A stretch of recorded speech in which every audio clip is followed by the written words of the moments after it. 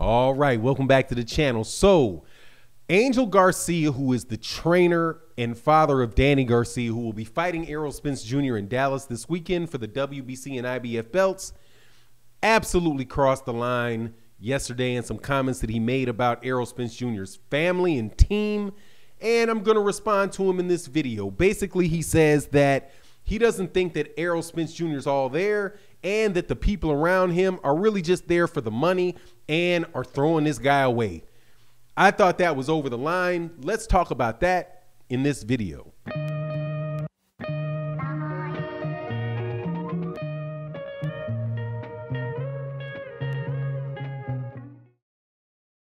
All right, welcome back, welcome back, welcome back. So, Errol Spence Jr. and Danny Garcia are going to be fighting this weekend in Dallas for the IBF and the WBC welterweight champions of the world, or really just a fight between the two of them because the WBC's belt is just absolutely trash, and I have to start training myself not to say it.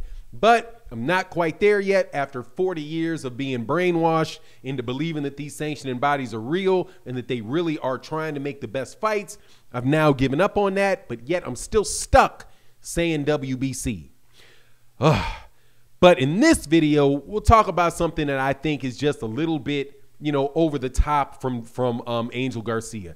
Angel Garcia is the trainer of Danny Garcia and the father of Danny Garcia, and a guy that I really think I like. Right now, he's had a lot of controversy in the past about things that he's said, things that he's done. I'm not going to share what those are, but I've always liked Angel Garcia because I think that he really is. Man, he's 100 miles an hour behind his son and taking care of his son, and has guided his son to great places to accomplish many great things, taking care of his family. I like it all, man. I like Angel. I like Danny Garcia. But when you say things like what Angel said, dog, that's just over the top, man. So people were asking Angel, like, what do you think about Errol? Is he back from this car accident? And that's a reasonable question that people keep asking. It's in every interview that Errol Spence Jr. does. It's in every article about it. And it's real because the guy was in a horrific car accident that, truth be told, nobody actually saw him in. So you don't really know when he left the car and whether he flipped 30, 40 times or whether he flew out as soon as the car hit a bump and then he went up and landed, and all that stuff that happened to the car with him not in it, which is more than likely what happened. But regardless, when Angel says, look, man, I see a guy that is not all the way there. He doesn't really look like he's here. And, he looks like the car accident or something's affecting him, that he really doesn't want to be here. And that's why we think that Danny is about to beat this guy. That right there is cool, right? That's cool because you're trying to you really believe it. That's cool if you really believe it. If you're trying to convince yourself of it or convince your fighters so that they can have a lot of energy and feel like, yeah, they, give them that psychological boost like a pablum or something that'll give you placebo, have the placebo effect where, it's like you think that that's the case. It really isn't, but it inspires you and gets you more active and you attack your goal. You try to achieve your goal even harder, right? Those are reasonable things to say. But when he was asked to speculate about why Errol was fighting, he then goes on to say that these guys are there for his money. It's like, just because people say they love you, they don't always love you. You know what I mean? Just because I smile in your face and I say, hey, man, I love you, hey, yeah, you're my guy, doesn't necessarily mean that I believe that. So there's going to be people all around you that may not tell you the truth, people that are out there pushing you to get into the ring when you're not ready. There's a lot of really great examples of that, right? Like people that would have Muhammad Ali fight later on in his career when he was clearly done, right? But he's the biggest money maker in boxing, so let's put him out there again. Let's see if we can get him out there again. Let's see if we can get him out there again, right? And that whole kind of Don King thing. And the advisors around Ali, which, when Ali became so big that he was, paying the bills for everybody, absolutely there were people, I'm sure there were people around there like that. And there are people like that around Errol Spence Jr. too, I'm sure of it. But the people that are responsible for his decision, he's responsible for his own decisions, number one.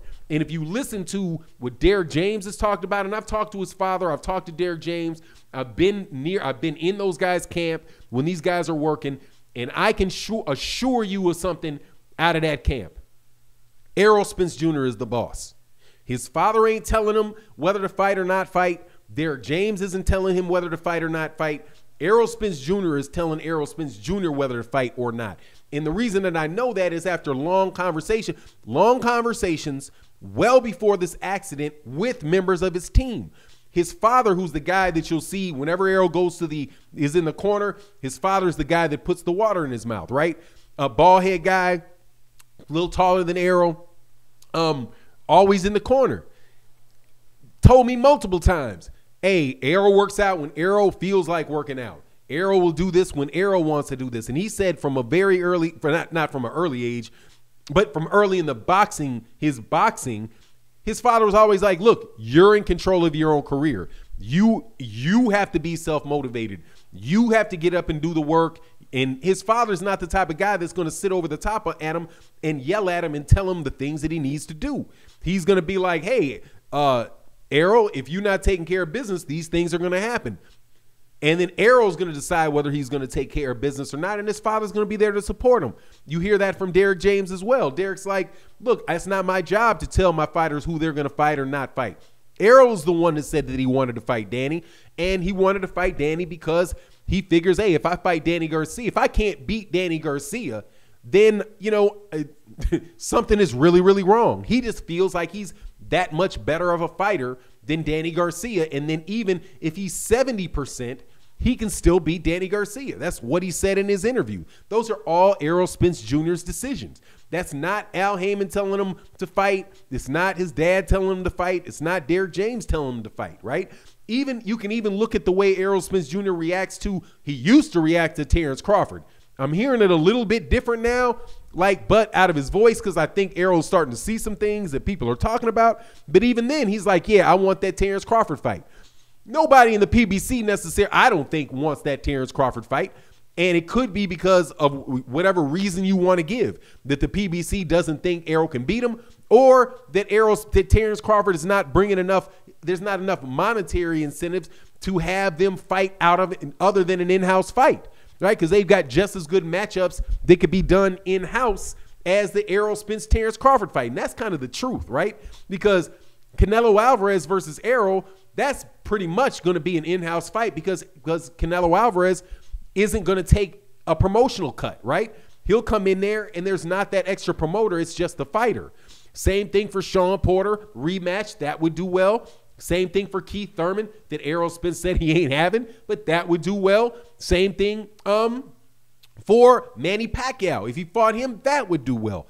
Errol's at that point where he can fight, pretty much the people that he wants to fight, and the fight's going to do good money. So he, again, showing his own independence and his own will to do what he thinks he wants to do or what he thinks is best, he's pushing, or he's been the one sole voice dang near in the PBC that's been calling for that fight. So, I just think that Angel probably didn't mean too much ill will when he said it. And he was asked to expound upon something he believed.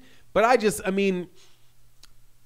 when you have guys that are managed, that have their fathers in the corner, or you have guys like Derek James, who's been training Errol Spence since he was, 15 years old or 16 years old, somewhere around there, through the amateurs into the pros, these guys know whether or not Errol Spence Jr. is all the way right or not, or they know what he looks like, and they'll care for this guy. And they're not going to sell Errol Spence Jr.'s career or life, down the line for just a fight with Danny Garcia.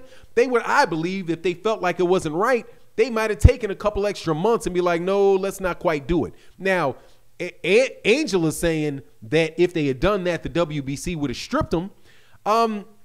Maybe, maybe, but strip him for what? Strip him to force a fight between Danny and Sean or somebody like that for the WBC belt and not have Errol on pay-per-view with the sanctioning fees that come from that? Nah, I ain't always believing that, dog. I think the WBC would be completely fine with waiting on Errol Spence Jr. to fight, especially when the alternative is a Sean Porter. Now, if the WBC had somebody like Josh Taylor, in the ratings for the WBC, and Bob Arum was in their ear, and maybe in their pocket, then maybe they may force that.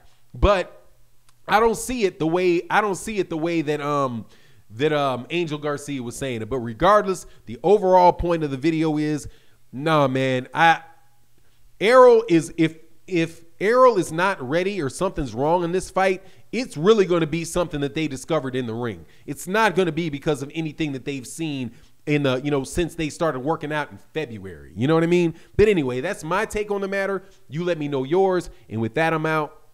Peace.